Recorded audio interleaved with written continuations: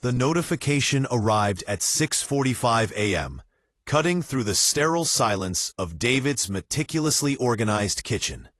A text from his sister, Sarah. "David, get here. St. Jude's, it's Dad. Fast." David, a successful architect whose life was ruled by blueprints and precise angles, felt the ground tilt. His hands, usually steady, trembled as he read the formal, clipped words in Sarah's follow-up email, words chosen to bridge the decade of silence between father and son.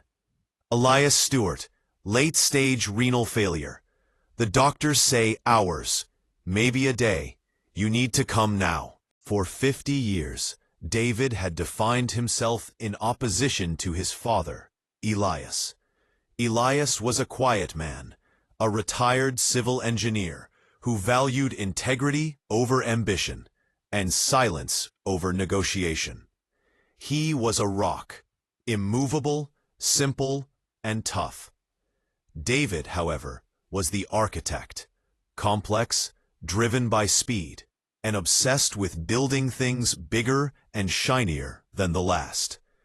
Their relationship had been one of respectful distance, until the day the distance became absolute. The argument had started over the blueprints for David's firm's new headquarters, a massive glass and steel project that David believed would define his career. Elias, brought in unofficially to consult on the foundation, had found a critical, deeply embarrassing structural flaw. David remembered the confrontation vividly, the oppressive heat of the summer night, the pile of rolled-up plans on the mahogany desk, and the single, low tone of Elias's voice. "You rushed it, David," Elias had stated, pointing to a calculation error. "You substituted integrity for speed to save a month's time. That's a weak building." David's professional pride, built brick by brick over 2 decades, shattered. "You don't understand the modern economy, Dad. You lived in a world where things took time. We have deadlines. This is about being competitive. And who are you to judge my integrity? You're retired. You haven't built a damn thing in 20 years. Elias looked at his son, not with anger, but with an immense sadness that cut deeper than any shout. "I built you, David, and you're rushing that too." The silence that followed was heavy with unspoken failure. David had grabbed his coat, spat out the cruelest, most unforgivable words. "I don't need your approval, Dad. You're an antique in my world," and walked out. Elias had not chased him. He had simply watched David go, the disappointment a visible weight on his shoulders. 10 years. 10 Christmas cards returned unopened. 10 birthdays marked by David's internal, bitter calculation. He should call first. He was the one who hurt my pride. David's luxury SUV devoured the highway miles to St. Jude's, but his progress felt agonizingly slow. Every mile brought a cold realization. He was running out of time to fix it. What will I say? He needed to confess his decade of resentment. He needed to defend his life choices. He needed to tell Elias that the building had eventually been built successfully, the flaw corrected, but that the victory felt hollow. He needed to apologize for the crushing words that had defined their separation. He realized his fear was not of his father's judgment, but of his father's indifference. What if Elias was too far gone to care? What if David arrived, full of years of pent-up emotional inventory, and received no response? The shame of his stubborn pride felt like a physical garment, heavy and suffocating.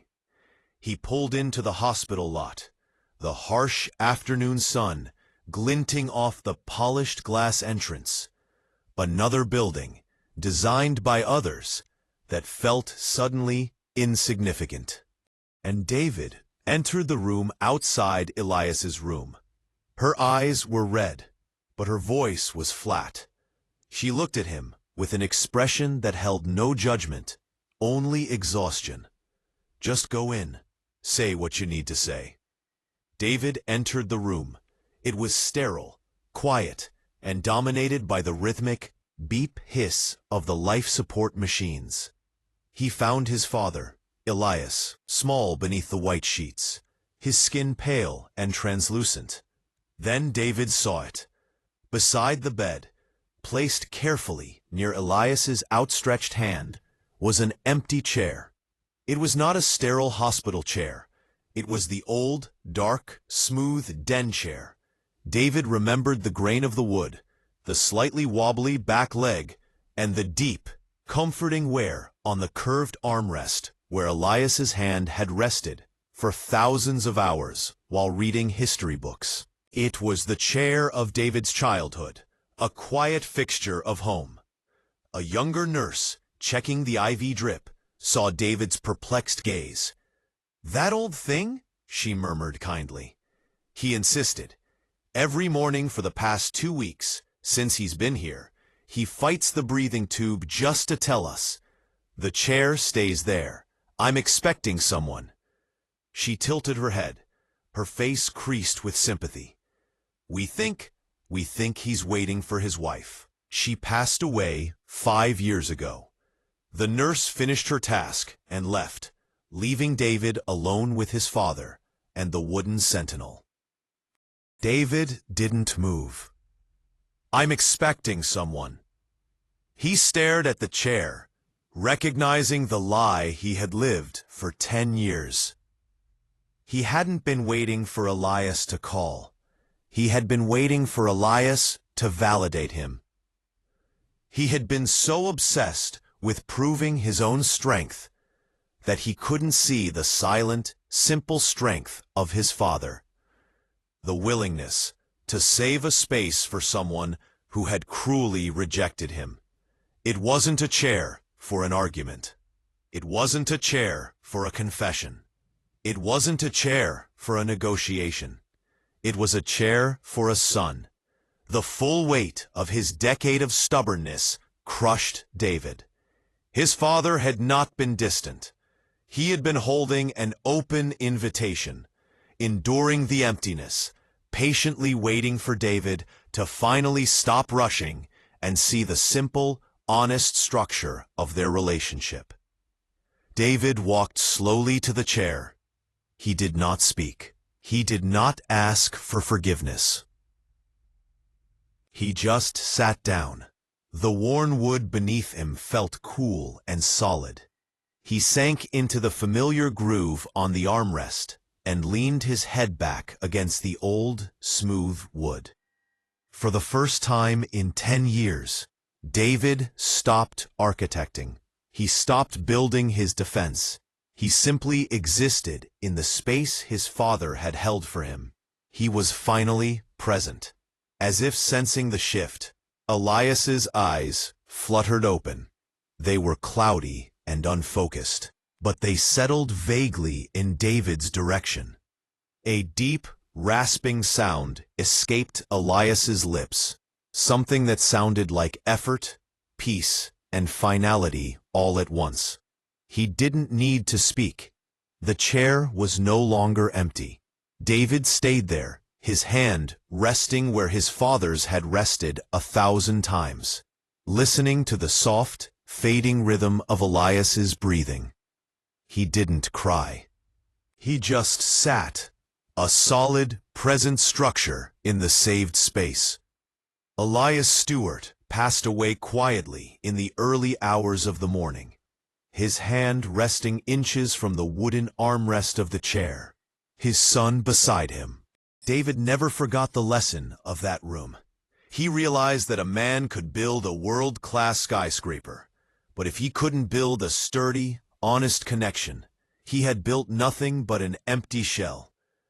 He kept the old wooden chair. It sits today in the quiet corner of his spacious, elegant office. He rarely uses it, but every day he looks at it.